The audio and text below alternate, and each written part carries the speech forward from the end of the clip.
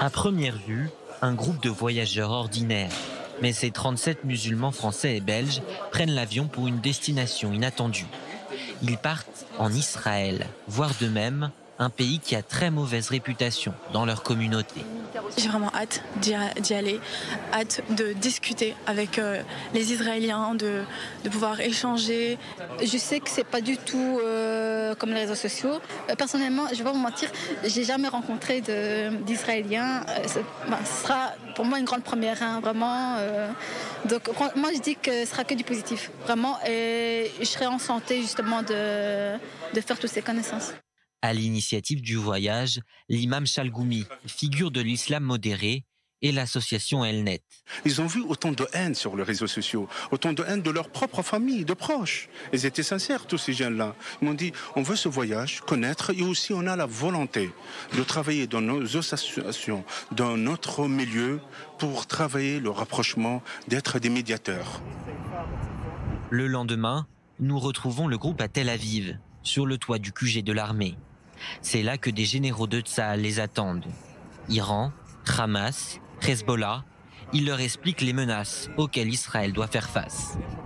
Des échanges qui font tomber les premiers clichés, en particulier celui avec le porte-parole de l'armée en arabe. Il expliquait qu'il utilisait l'islam et la connaissance de l'islam pour pouvoir faire comprendre à ses potentiels ennemis musulmans à quel point l'islam n'était pas, en tout cas, ce que eux pouvaient véhiculer dans leur comportement. Pour le coup, le Hamas, moi j'arrive à le visualiser totalement différent des Palestiniens. On parle vraiment d'une organisation terroriste, auquel j'ai l'impression que les Palestiniens, je pense, subissent finalement ça. La semaine est rythmée par les visites et les rencontres. Moment fort du séjour, une entrevue avec le président Reuven Rivlin en personne. Je fais partie de ces personnes qui, avant de venir ici, avaient une très très mauvaise image d'Israël. Avant de venir ici, j'étais pour BDS. Et que aujourd'hui, je peux le dire devant tout le monde, y compris devant les caméras, que maintenant, non, je suis contre BDS. Que j'ai bien compris ce qu'était là, Israël, le pays. Pour le dernier jour du voyage, excursion à Nativa Asara, un kibboutz situé à moins d'1 kilomètre de la bande de Gaza. Dans un abri antimissile, le groupe rencontre Roni.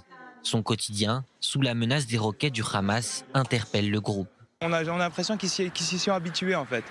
Et qu'ils vivent avec, ils vivent au quotidien normalement et dès qu'une alerte retentit, ils peuvent aller se retrancher en moins de 5 minutes et voilà. Chacun gardera un souvenir marquant du séjour. Rania, que nous avions interviewée à Paris, nous fait part du sien pendant la visite d'un marché à Saint-Jean-d'Acre. D'un seul coup, j'ai entendu l'appel à la prière. L'appel à la prière qui venait d'une mosquée qui était pas loin du souk.